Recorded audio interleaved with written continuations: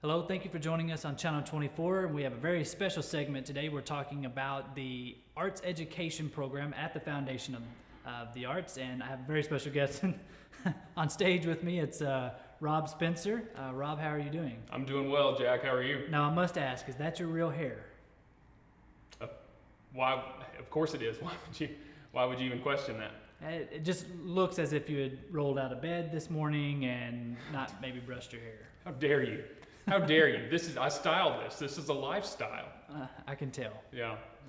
Anyway, so Rob, what is your title with the Foundation of the Arts? Well, I am a very professional education director, and we offer arts education to the community here, and I basically put all the schedules together and supervise all the instructors as arts education director. Okay, now let's talk a little bit more in depth about what arts education is. What sort of things do you guys offer in the arts program? Sure, our goal is to try to enrich the community through arts education with in three main areas, and that is theater, which is drama, acting, improv, where we do silliness like this. And then we have visual arts where we teach painting, drawing, sculpting classes of that sort. And then we have our dance classes that are broken down into ballet, tap, jazz. Sometimes we even teach clogging, and just a little bit for everybody. You actually look like a clogger, by the way. I think I'm slightly offended by that. No. Like I said, we have fun here. And when you don't have hair, Jack, you wouldn't know what this is about. When you don't have hair, you embrace every opportunity you can to wear a wig. I understand. So with your dance program, what ages do you cater to? We start them young, man. We start them at 3 years old, and they can take a ballet, tap, jazz, or a combo class starting at 3 years old, and they go all the way up to through adults. We have, like I've said before, we've had a 70-year-old lady that took a dance class with us last semester, which was a lot of fun. Okay, and is it all experience levels? Mm-hmm. Yeah. Basically, you would come in and get evaluated, and we would determine your ability level and put you in the proper class. We have ballet that goes from stepping stones, which is our little ones, 3 years old, all the way up to ballet 6, which is our more experienced dancers, ones that have been dancing for most of their life. And then, same thing with tap and jazz. They all have levels that we start them out and go up from there. Okay. Now let's talk about the instructors that instruct these dance classes. Are these dance professionals or? Yeah, basically, most of our instructors, if you were talking about specifically, I have an art instructor who has her master's degree from Arkansas State University in arts education, and she teaches here, and she's a phenomenal instructor. And the same thing with our drama and acting and theater performances. They all have theater backgrounds and extensive training.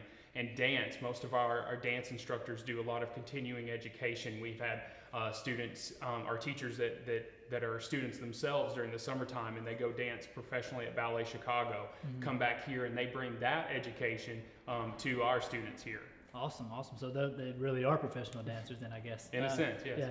Now, you just mentioned your arts program, that your teachers are, master's level arts education instructors. What sort of projects or styles of art do they teach in that class? Well, they create a curriculum and they teach from that, but basically from week to week they get to teach all kinds of projects and sort of impart that knowledge on the students however they want to, whether it's a painting project or a sculpting project where they're using line and color and texture to sort of express themselves through the art.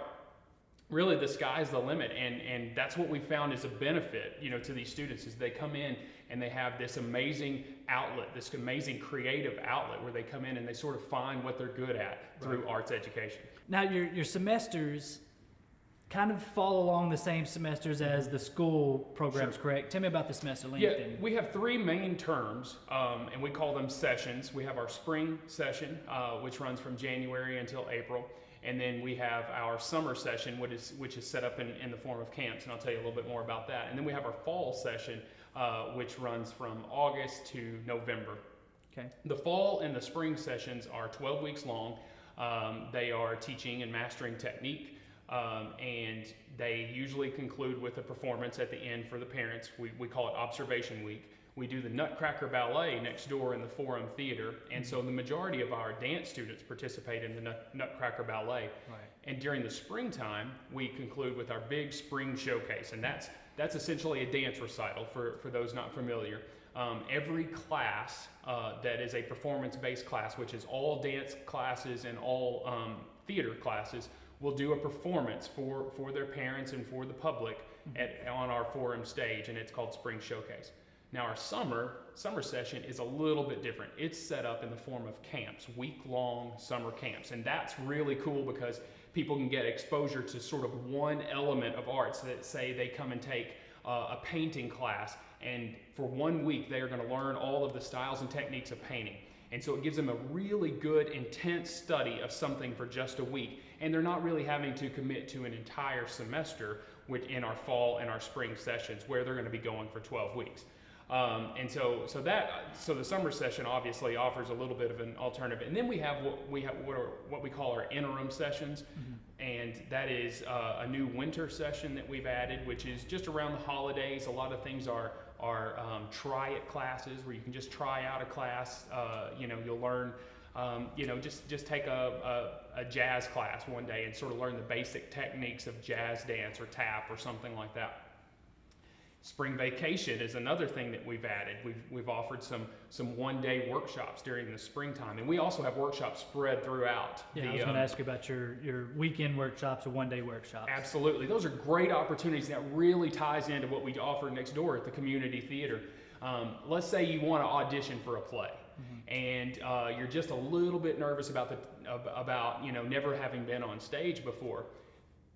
Probably right before that audition, we're going to offer some sort of training workshop that's going to get you prepared for that audition next door at the Forum. So it's a great opportunity. Say we were going to do a play and you wanted to audition and you're an adult. And you say, okay, I'm going to come take this Saturday workshop, a little 2-hour, 3-hour Saturday workshop, and the casting is not dependent upon that workshop, but it's certainly going to give you some techniques that are going to give you the best chance of getting cast next door. And that could range from doing stuff for a musical or improv classes for something that's just going to be a straight play. Absolutely. That's one of the things that I love to teach is improv. It's one of the great things about to teach in regards to acting, because you have it's thinking on your feet. It's giving you the opportunity, the chance to use this creative side of your brain without a pre-scripted notion in your head. And of course that translates next door to the theater season. If you're on stage and someone drops a line, that's a great skill to have, improv, where you can come up with the next line. But it also has a practical real-world application. And I don't want to get too boring with this, but let's say if you go to a job interview and the interviewer says, where do you see yourself in 5 years? And you're a student straight out of college and you have no idea where you're going to see yourself in 5 years, but you got to come up with an answer. Well, that's where improv gives you a great tool. Thinking on your feet, using these creative sides of your brain, and that's just one thing that we offer. We offer musical theater classes, and then of course all the visual arts and the dance classes that we've offered that I've told you about. That all ties into the community theater season that we've done, and it stands alone on its own as well. So. Okay, maybe we can get you to do some improv here at the end of this segment. Isn't that what we're doing right now? This whole thing improv? Yeah. So now tell me about there is tuition for these classes, Sure. But from what I understand, it's very minimal cost. Kind of explain that. Sure, yeah. Well, there certainly is a tuition that's, and that just goes to help us operate. We are a nonprofit organization, but we do have bills to pay, and we've got to pay our instructors and things like that. So tuition, goes to fund that. And maybe a few years ago, we got a lot of grants and things that sort of helped offset some of those tuition costs. But with the economy the way it is, we rely a little bit more on tuition, but it is so minimal compared to what you would pay at some other places. But one of the things that we offer, and it's probably one of the main reasons that I came to work here, is a thing called the Tuition Waiver Program. And that is our scholarships and work study program that we offer to those who may have an inability to pay for those classes. Right. Luckily, to date, we have never had to turn someone away due to an inability to pay. And we rely on private donations to fund those scholarships. As I said, in the past there have been grants to kind of help that, but those are diminishing. We all are affected by that. But our tuition waiver program, basically you just fill out an application. And if you qualify for a scholarship, you get to take class here at the Foundation of Arts with no cost to you. And so that is a really, really great program, and we're always looking for additional private donations for that. Okay, so if anybody is interested in finding out what classes you're offering in the upcoming semester, or what workshops may be coming up in the near future, how do they go about doing that? Well, I put everything on the website as far as my brochures for all the classes that we're offering. Those 3 main sessions that I said, and then the winter session, all of those, I try to get those on the website about a month before classes start so that you can sort of plan and determine what's best for you. So certainly go to the website. In a smaller, more condensed version, we have our Facebook where we will constantly give updates about what's going on. But if you want the full details of everything that's happening, you've got to visit the website, and that's www.foa, which stands for Foundation of Arts, foajonesboro.org. All right, Rob. Well, thank you so much for sitting in with us and telling us all about the arts education program here at the Foundation of the Arts. It's been my pleasure, Jack Turner. Thank you. All right. And thank you guys for watching Channel 24.